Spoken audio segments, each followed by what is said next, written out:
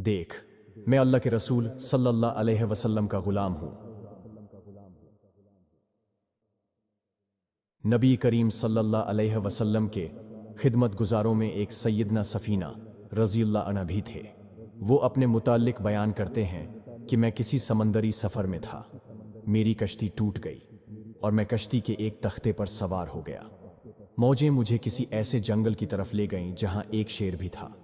जब वो शेर मेरी तरफ बढ़ा तो मैंने उससे कहा, देख, मैं अल्लाह के रसूल सल्लल्लाहु अलैहि वसल्लम का गुलाम हूँ। उसने फौरन सर झुका लिया और मुझे अपने कंधे से ठूके देते हुए जंगल से निकालकर दुरुस्त रास्ते की तरफ ले गया। फिर वो होले से गर्राया जैसे अलविदा कह रहा हो और वापस चला गया।